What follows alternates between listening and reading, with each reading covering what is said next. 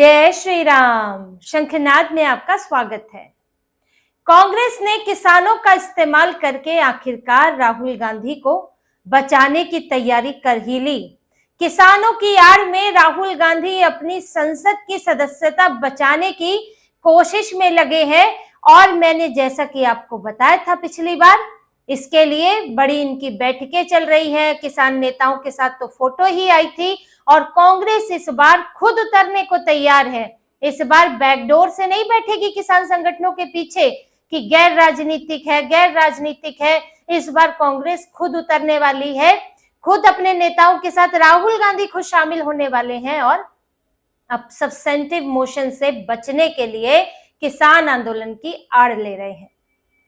अब जो पहले बैठकों में बात हो रही थी वो अब तय हो चुका है और तारीख आ चुकी है कि पंजाब में कांग्रेस 28 फरवरी या 1 मार्च को किसानों की रैली निकालेगी जिसमें खुद राहुल गांधी शामिल होंगे। अब इसकी जानकारी खुद कांग्रेस की तरफ से आई है। भूपेश बघेल जो कि गांधी परिवार के करीबी नेता हैं और कांग्रेस का एटीएम भी कहा जाता था छत्तीसगढ़ से, तो इनके करीबी है, संगठन में जिम्मेदारी है, तो उन्होंने इसकी जानकारी दी है कि 28 फरवरी या 1 मार्च को पंजाब में रैली का आयोजन होगा किसानों के साथ।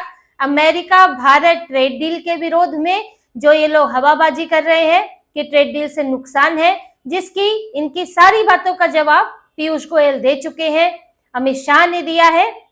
लेकिन जिनको विरोध करना है वो तो विरोध ही करेंगे, जो कभी खुशी नहीं हो सकते उसका कोई क्या करे।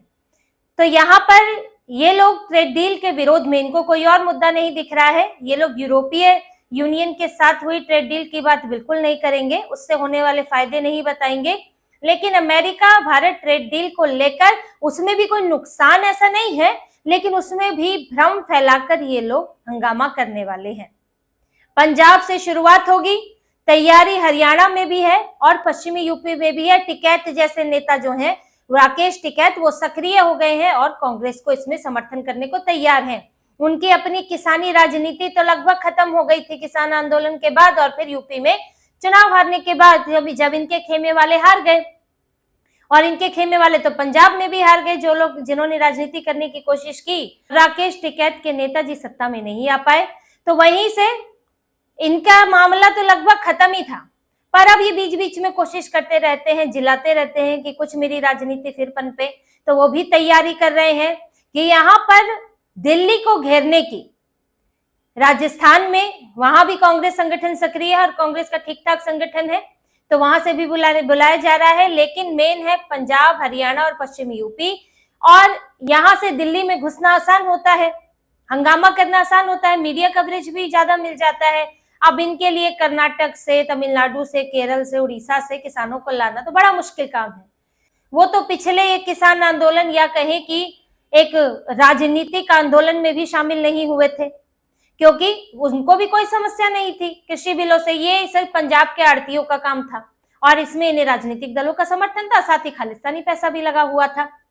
अब ये लोग कुछ इसी तरह का प्लान कर रहे हैं। राहुल गांधी पंजाब से शुरुआत करेंगे। आखिर पंजाब से आपको क्या जरूरत है इस वक्त पंजाब में इस तरह की रैली की? पंजाब में कोई अभी चुनाव भी नहीं है और आपकी पार्टी भी अंदरूनी तौर पर उतनी सक्रिय नहीं है इस वक्त। पंजाब में आपके तो अंदर ही गुटबाजी चल रही है और यहाँ पर आप संगठन पर काम करने की बजाय आप यहाँ पर किसान रैली निकाल रहे हैं बीजेपी के विरोध में। बीजेपी जो कि पंजाब में, वहां पर बीजेपी की स्थिति बहुत अच्छी है नहीं। अकाली दल के साथ गठबंधन में आती है तब भी कुछ अच्छी स्थिति होती है, वरना तो सत्ता तक आने की स्थिति तो है नहीं, तो जग जाहिर है। ना ही लोकसभा चुनाव जो है वो पंजाब से पहले है कि आप कहें कि जी चलिए लोकसभा में फायदा उठा लें। तो आप यहाँ बीजेपी को पंजाब में क्यों घेर रहे हैं? आपको वहां रैली निकालनी चाहिए थी भगवंत मान के खिलाफ, आपको तो वहां आम आदमी पार्टी को टारगेट करना चाहिए था। लेकिन ट्रेड डील की रैली निकालेंगे बीजेपी के खिलाफ पंजाब के मोगा से, ये लोग मोहाली से या मोगा से शुरुआत करेंगे। तो इससे राहुल गांधी के इरादे साफ दिखते हैं कि इन्हें हंगामा करना है, इसीलिए क्योंकि इन्हें लगता है कि एक ही मुद्दा है जिस पर बीजेपी सरकार दबाव में आई थी और कृषि बिल वापस लिए थे। अभी तक ये लोग कई तरह के सीए के खिलाफ भी करा चुके, या एनआरसी के खिलाफ भी करा चुके, और भी कई तरह के विरोध प्रदर्शन करा कर ये जेएनयू वालों, जामिया वालों का इस्तेमाल किया गया है। उसमें सरकार नहीं झुकी, कोई दबाव नहीं सरकार को पड़ा। ये इतने दिनों तक शाहीन बाग भरा रहा, लेकिन सरकार के कोई कदम पीछे नहीं हटे। सीए आना था, सीए आया। लेकिन यहाँ जब किसान बैठे थे, पंजाब के आड़ती किसान ये सब बैठे थे, तब कृषि बिलों को लेकर सरकार ने वापसी ली थी। तीनों कृषि बिलों को वापस ले लिया था। अब इन्हें लगता है कि एक यही मुद्दा है जिससे हम दबाव बना सकते हैं। हम किसी और बात को लेकर सड़कों पर उतरेंगे, सरकार पर असर पड़ता नहीं है, ऊपर से वो मामला और हमारे खिलाफ चला जाता है। तो इसीलिए किसान के मुद्दे का इस्तेमाल करने की कोशिश में है। और देखिए 9 मार्च से बजट सत्र का दूसरा चरण भी शुरू हो रहा है और तभी इनके सब्सटेंसिव मोशन पर फैसला भी होना है। किरण रिजिजू बता चुके हैं कि या तो आचार समिति में भेजा जाएगा या फिर इसे विशेषाधिकार समिति में भेजा जाएगा या फिर इस पर सीधे बहस होगी सदन के अंदर, यानी कि रिजेक्ट तो नहीं होने वाला, स्वीकार तो होगा। अब किस तरह स्वीकार होगा ये आने वाले सत्र में पता चलेगा। तो यहाँ सरकार ने तो साफ कर दिया है कि सब्सटेंसिव मोशन लाकर आपको पनिशमेंट देने की, सजा देने की तैयारी है देश विरोधी कामों के लिए, सदन में झूठ बोलने के लिए। अब कैसे रोका जाए, वही रणनीति इनकी कि अगर बाहर से कोई दबाव रहेगा, इधर किसान हल्ला हंगामा कर रहे होंगे, तो सरकार उस वक्त मेरे खिलाफ एक्शन नहीं लेगी, एलओपी के खिलाफ एक्शन नहीं लेगी, वरना ये लगेगा कि देखो एलओपी किसानों के लिए बोल रहा है, इसीलिए उसको संसद से बाहर कर दिया या उसके खिलाफ एक्शन हो रहा है। इसीलिए ये हो सकता है कि टल जाए या फिर हम हंगामा करते रहेंगे किसानों को लेकर। तो जो 14-15 दिनों का सत्र है, छुट्टियां हटाकर उसमें कई दिन ऐसे ही हम निकाल देंगे। यही पूरी प्लानिंग इनकी है, वरना कोई इस वक्त मतलब ही नहीं है। इस वक्त कहाँ अप्रैल में यहाँ चुनाव होने, केरल के, असम के, बंगाल के, और वहां पर कोई मतलब नहीं है यहाँ के किसान आंदोलन का। पंजाब में इस वक्त कुछ सक्रियता नहीं है, पंजाब में आम आदमी पार्टी सरकार में है। तो फिर राहुल गांधी को क्या पड़ी है वहां पर हंगामा करने की, जाकर किसान रैली निकालने की? एक ही मकसद है, अपने आप को बचाना, सरकार पर दबाव डालना। और इसके लिए ये किसान संगठनों को एक्टिव कर दिया गया है, जैसे कि संयुक्त किसान मोर्चा वालों ने पीयूष गोयल से इस्तीफा मांग लिया है कि वाणिज्य मंत्री को इस्तीफा दे देना चाहिए इस मुद्दे पर। तो देखिए ये सब जुट गए हैं, जो अभी तक ठंडे पड़े हुए थे वो फिर से उठने लगे हैं, सिर उठाने लगे हैं कि कैसे भी हमको कुछ तो राजनीतिक खाद पानी मिले। पैसा आता कहाँ से है भाई? कुछ करेंगे, दिखेंगे, हंगामा करेंगे, तब तो इनको भी कहीं से फंडिंग वंडिंग मिलेगी। यही सब तरीके होते हैं कि कुछ कुछ करते रहो तो पैसा आता रहेगा, भारत को अस्थिर करते रहो, भारत सरकार के खिलाफ काम करते रहो तो देश विरोधी ताकतें आप पर पैसा लगाती रहेंगी। तो यही सब की कोशिश हो रही है, कांग्रेस की प्लानिंग तैयार है इसके लिए।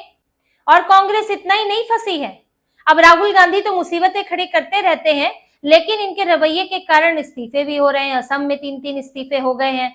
एक इनके वरिष्ठ नेता हैं, पूर्व अध्यक्ष हैं भूपेन बोरा, उन्होंने इस्तीफा दे दिया। 2 मुस्लिम विधायकों ने, सिटिंग विधायकों ने इस्तीफा दे दिया। कर्नाटक में डीके शिव कुमार सिद्धारमैया का झगड़ा फिर उफान पर है। डीके शिव कुमार यहाँ दिल्ली में होकर, यहाँ से होकर गए हैं। शशि थरूर और नेताओं का झगड़ा केरल में चल रहा है। डीएमके के साथ इनकी समस्या चल रही है, ये ज्यादा मांग रहे हैं, डीएमके देने को तैयार नहीं है।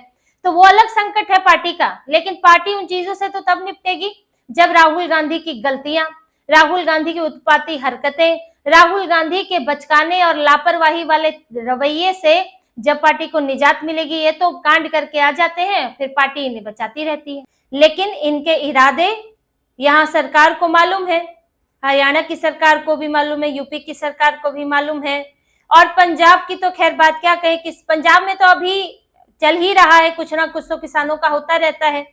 अभी यहाँ पर फिर से पंजाब सरकार के साथ बातचीत है कुछ किसानों की कुछ मुद्दों को लेकर। वहां तो पहले भी ये लोग बॉर्डर पे बैठे थे और फिर अंत में भगवंत मान को इन्हें भगाना पड़ा, लाठी डंडा चलवाने पड़े वहां पर। हरियाणा की पुलिस ने तो इनको बॉर्डर पार करने से रोक दिया, ये वहां से चल रहे थे। अब यहाँ यूपी में जरूरत पड़ी तो वहां पर भी योगी सरकार है, जरूरत पड़ी तो वहां भी बॉर्डर बंद होगा, और अगर राजस्थान में जरूरत पड़ी तो वहां भी बॉर्डर बंद होगा। यहाँ दिल्ली में फिर से इन्हें जमने नहीं दिया जाएगा। अगर इनकी कोशिश है कि वहां से ट्रैक्टर ट्रॉली लेकर इधर आकर बैठ जाए, आसान होता है, दूसरी जगह से ट्रेनों में भरकर लाने पड़ेंगे, बसों में भरकर लाने पड़ेंगे। यहाँ होता है ट्रैक्टर उठाया, ट्रॉली उठाई, लेकर चल दिए और आकर बैठ गए। यहाँ पर रास्ता रोक दिया, फिर वीडियो रील बना बना कर डालते रहे। तो ये इसको सरकार इनके तरीके जान गई है। जो पिछली बार था वो फर्स्ट टाइम था, ये अंदाजा नहीं था कि 6-7 महीने बैठ जाएंगे और फिर इसमें खालिस्तानी भी सक्रिय हो जाएंगे और ये पूरा एक टूल बन जाएगा हरियाणा और पंजाब के चुनाव को लेकर। कांग्रेस यहाँ पर जीतने के लिए इनका इस्तेमाल करेगी, आम आदमी पार्टी सब कूद जाएंगे, तो ये इतना बड़ा हो जाएगा ये नहीं सोचा गया था। अब क्योंकि सरकार को पता है कि इनके आने का इरादा मानना तो बिल्कुल भी नहीं है, इनके आने का इरादा है कि दोबारा जमना, ये कोशिश यही करना चाहते हैं। अभी कुछ जो 1-2 साल पहले इन्होंने किया पंजाब में, क्यों आ रहे थे ये हरियाणा पार करके दिल्ली, ये फिर से जमना चाहते थे। उस वक्त इनको परेशानी ये हो गई, इन्होंने तो सोचा था कि लोकसभा चुनाव तक बैठे रहेंगे, इनकी परेशानी ये हुई कि सरकार ने कृषि बिल वापस ले लिए। अब आपकी तो सारी मांगे पूरी हो गई, तो आप बैठोगे किस लिए, इसलिए इन्हें तंबू उखाड़ने पड़े। अब दोबारा बैठने का मौका खोज रहे हैं, सूंघते चल रहे हैं, कुछ मौका मिल जाए कि दिल्ली में फिर से आके बैठ जाए, फिर वहां पर हमारा भंडारे चलने, फिर वहां से हमारी राजनीति चलने लगे। और इस बार जो है कांग्रेस खुला सपोर्ट कर रही है। कांग्रेस के संगठन जो इनके किसान यूनियन वाले हैं, इनके भी अपने अपने किसान संगठन, मजदूर संगठन होते हैं, तो ये लोग उसमें खुलकर आ रहे हैं। कांग्रेस इस बार झंडा बरदार बन रही है, बस एक मौका खोज रहे हैं कि कैसे दिल्ली में फिर से जम जाए। लेकिन अब वो नहीं होने वाला है, वो सरकार उसकी तैयारी में है कि अगर ऐसा होता है तो फिर इन्हें बॉर्डर क्रॉस नहीं करने दिया जाएगा, वहां पर बैठे रहे, जिस राज्य में है उस राज्य के बॉर्डर पर बैठे रहे, फिर वहां रह के राज्य सरकार निपटेगी आपसे, और किसी को निपटने में कोई समस्या नहीं है। जब भगवंत मान तक सख्ती कर दी है उन्होंने, तो बाकी जगह तो फिर क्या कहे, जहां वो सरकार और वो मुख्यमंत्री जो सबसे ज्यादा घिरा हुआ है इस वक्त। तो इसीलिए यहाँ पर अब कांग्रेस की ये रणनीति तो कामयाब नहीं होने वाली है कि ये दिल्ली में आकर बैठ जाए, वो मुश्किल लगता है। अब रही सरकार पर दबाव बनाने की बात, तो सरकार के इरादों से लगता है कि इन्हें बख्शा नहीं जाएगा।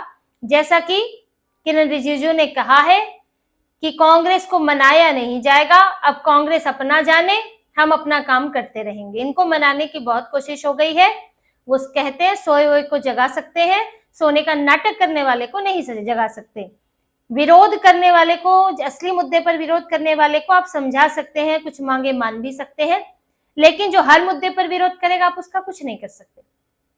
तो इसी तरीके से कांग्रेस को डील करने के लिए बीजेपी तैयार है, और जो राहुल गांधी के खिलाफ लाया गया है सब्सटेंटिव मोशन, वो इसका एक संकेत है। वरना राहुल गांधी के खिलाफ बहुत कम चीजें हैं, या फिर राहुल गांधी क्या कहें, जो भी विपक्ष का नेता होता है, अब एलओपी है, बहुत कम होता है कि उसके ऊपर सख्त कार्रवाई की जाए। सख्त कार्रवाई का मतलब ही यही है कि अब आर पार की बात है। अब सरकार ने भी सोच लिया है कि इनको चाहे ये सिंपैथी की कोशिश करें, चाहे इस पर जो भी हो, इनको एक बार नियम कानून कायदे से बताने जरूरी है।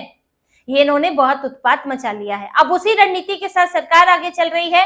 कांग्रेस बचाव के रास्ते खोज रही है कि पार्टी तो जो भी है पहले राहुल गांधी को बचा ले, संसद में बचा ले, वरना एलओपी की कुर्सी भी जाएगी, और इसी के लिए ही किसानों का सहारा अब लेने की तैयारी चल रही है। तो इसी तरह की और खबरें और विश्लेषण आपके लिए लाते रहेंगे। हमसे जुड़े रहिए, सब्सक्राइब कीजिए, कमेंट कीजिए। बहुत बहुत धन्यवाद। जय श्री राम।